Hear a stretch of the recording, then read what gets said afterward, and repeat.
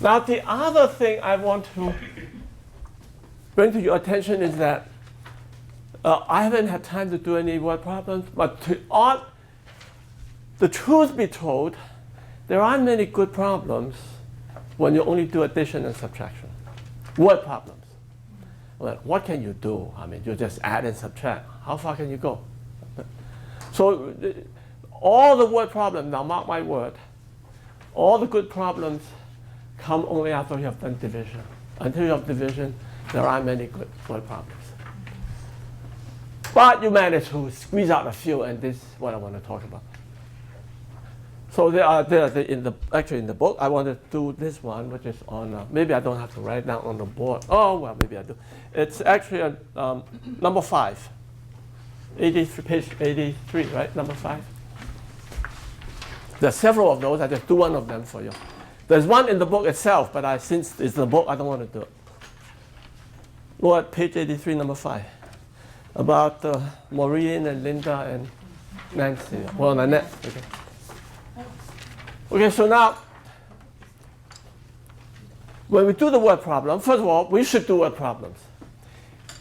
By the way, you know what's okay, there's a general information about word problems that I want to bring up. Why do you think students fear word problems? Let's see, am I right or wrong that students fear word problems, right? Why do you think that's true? That's a serious issue. Sorry? Why? They have to think and be critical and analyze. Well, why? They know how to do that if they were properly taught, right? Yeah? Okay. We don't practice them enough. Can you make it more explicit? You don't practice them enough? In their classroom, we don't make them do it enough. We don't do a lot of word problems. You don't make them do it often enough, right? Right. Yes.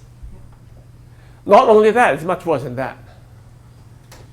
You know, yes, go ahead. I was also going to say that a lot of students have a really hard time reading, so it feels like another block. That is true. Now that is not the majority, not true of the majority of them, because most of the students are after all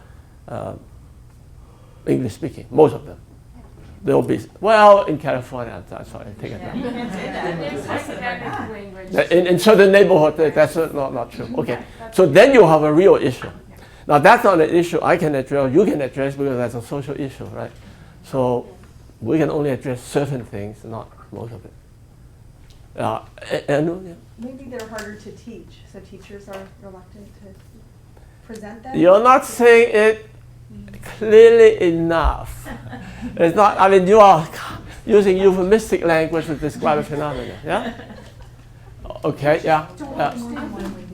I'm sorry? I think they might look at them and say, why? You know, like, why do I want to know that Maureen has twice as many dollars as Linda? It's like there's no connect or buy-in. I would say what you say would always be true for a few, but on the whole, children, when it's when you present it to them as a puzzle, like video game, they go for it. Yeah. I don't think that's the main issue. People like to, for example, fairy tales. You know, children still like fairy tales. It's the last time I tried to find out. Yes, you think they relate to fairy tales? Do you think they really, why should they know about someone who flies or whatever? Well, they love fairy tales. I know, but that doesn't conform to what you just said. But what I'm saying is, it's like if you put it in a fairy tale, they might be more engaged. Oh, I don't know. I don't know about that. Okay, maybe that's something you have to investigate. I can't tell you, Okay. right? But the basic issue is that, well, things get much worse than this because you've heard of keywords. If you haven't heard of keywords, I suggest that you Google keywords. And I think there will be about more than 100 sites in the country which describes as a list of all the keywords, then explain to you when you see those words, what you should do.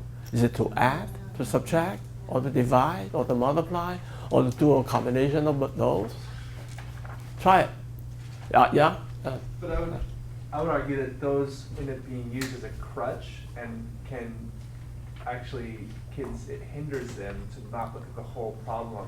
Oh, it's not, it's much worse than that. It's much worse than that. That's what I'm trying to bring out, exactly. It's what you said, plus, if it's only a crutch, you recover from crutches, right? You just throw them away and then you walk normally. But kids who go through this process of using keywords, those things stay with them for life, and after that, they never want to look at the problem. They just say, I'll look at the keywords, never mind what the problem says. See the keywords, do as I'm told, done. That is the origin of refusing to read word problems, because there's a fear instilled in them by the teachers from day one. Don't read. Look for the keywords. That's enough. I think that's probably the deeper reason than just saying they don't want to think, whatever it is. They have been conditioned not to think. Yeah, Sandy?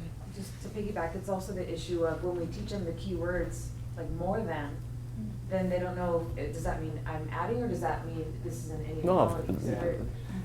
Lots of problems, yes, absolutely. Yeah.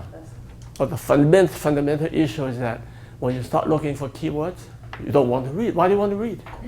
If instead of reading 200 words, reading 5 is quite enough, well, why should you bother? Right? So I would say, so if you just never mention things like keywords, just say, look, understand what is being said to you, what's being presented to you. And just everyday conversation. Right. Now in this case, we have Maureen and Linda and then Annette. Now Maureen has twice the amount that Linda has. Okay. So now Maureen is ahead of Linda. Annette has 5 more than Maureen. So in hierarchical order, right, Linda is the poorest, Maureen is richer, and then Annette is the richest. So in your own mind, you have that already, right? And then the data is given, or data are given. You're supposed to find out how much money each has. Now, if you were going to teach students to do a problem, the first thing is to ask them, in your own mind, is it clear? Linda has only this little, Maureen has a bit more, Annette has most, right?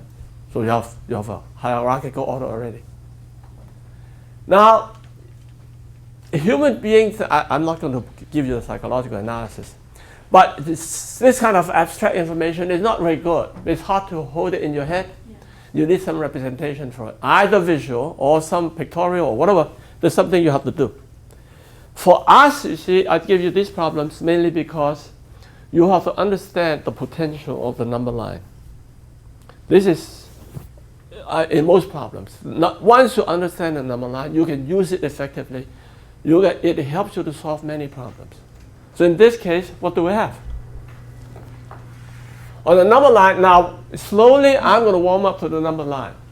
But for now, I have not yet mentioned anything about the unit, the 1. Remember? There's a 1, right? I have to begin to tell you about it. So that is called a unit, as you know. On the number line, the specification of the meaning of the unit varies from day to day, from situation to situation, of course. In this case, I'm considering money. What do you think that 1 ought to be? Dollar, right? Because they're talking about dollars. So here is the unit is dollar. The unit is dollar.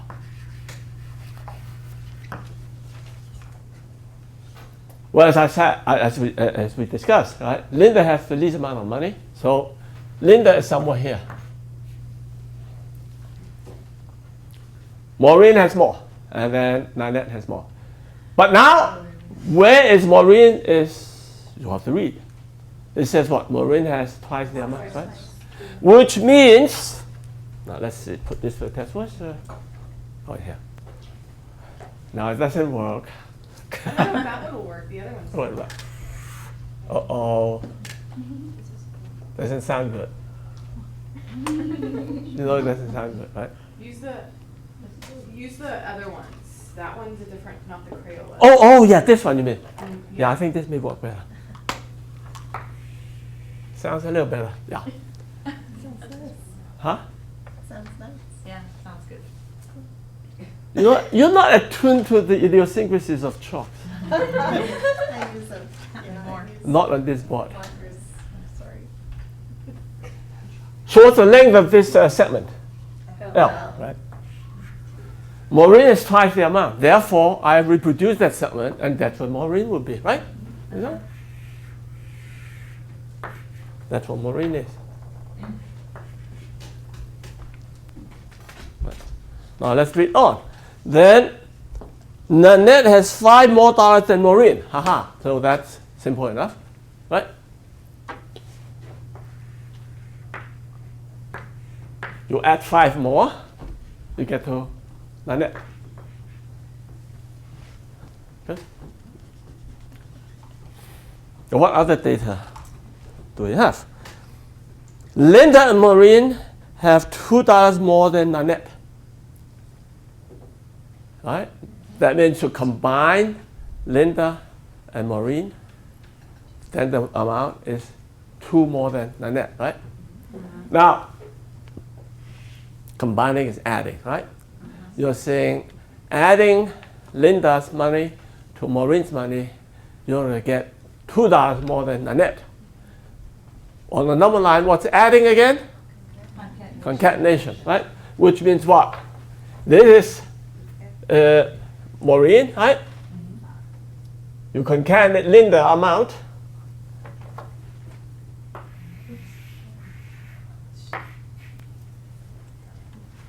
You're going to get to something. What is it? 2 more. Now my picture is no good, but that's all right.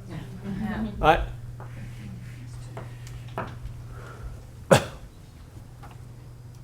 Now we have formally represented it pictorially.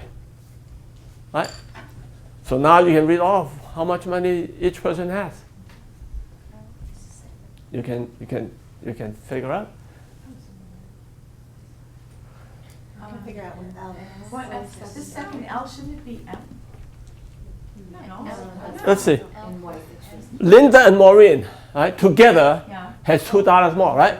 How much does Oh, so Linda? we have Linda, oh, I see, we have So Maureen. right at the- We just need to That's add it. Linda. Mhm. Yeah, I understand.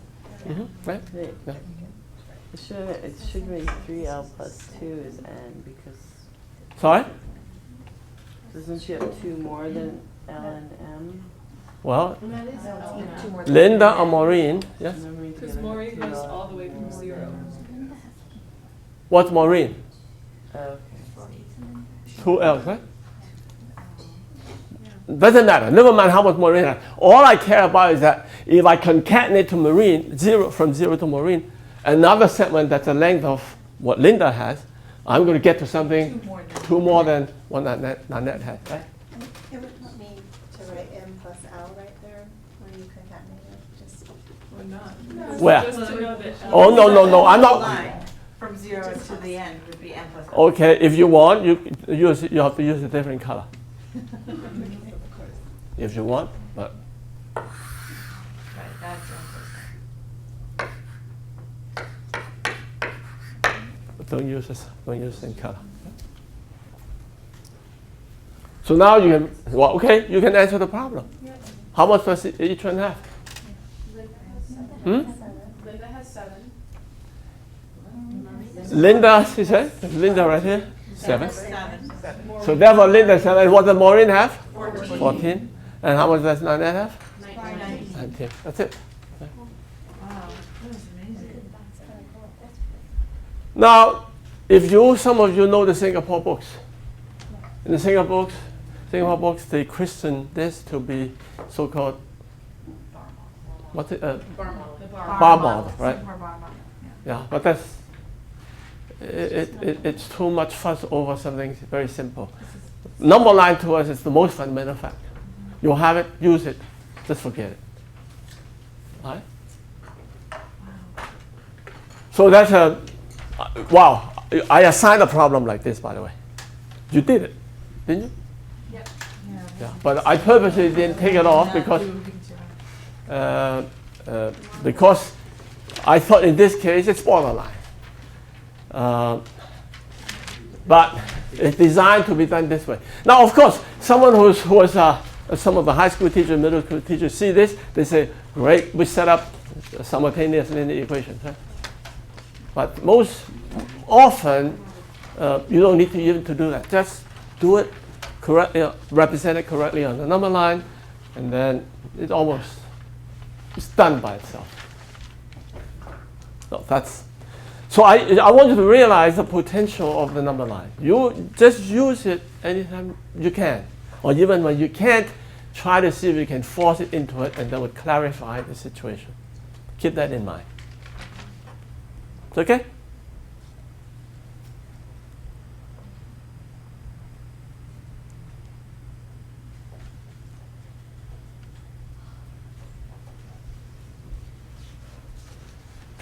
So let me pause for 1 minute. Are there questions?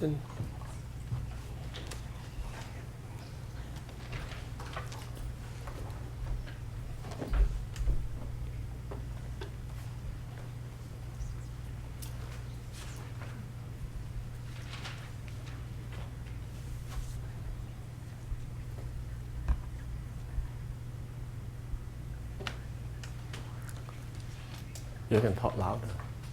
I was just wondering at what level, because this is algebra you're doing. No, it's fake algebra. You know, But- that's what, But you could do this at a much younger. that's what level. we just done. Yeah. This is third So grade, fourth grade, That's fourth what I grade was maybe. wondering, third or fourth grade, which is kind of amazing. Singapore makes a living out of it. Yeah. And I was in Singapore the other some time ago, and then I was one day we're going to meet someone.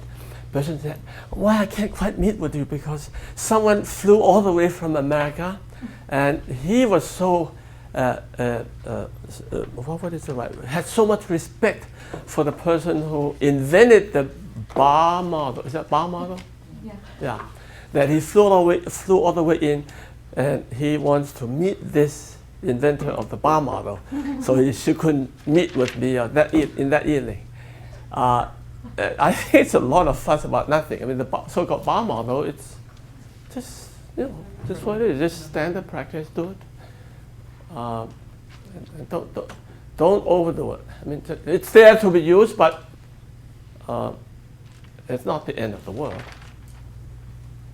And in fact, in Singapore, they have a problem weaning students out of the bar model because it's all you ever do. You cannot learn higher mathematics, can you? You see? So everything you have to do in moderation.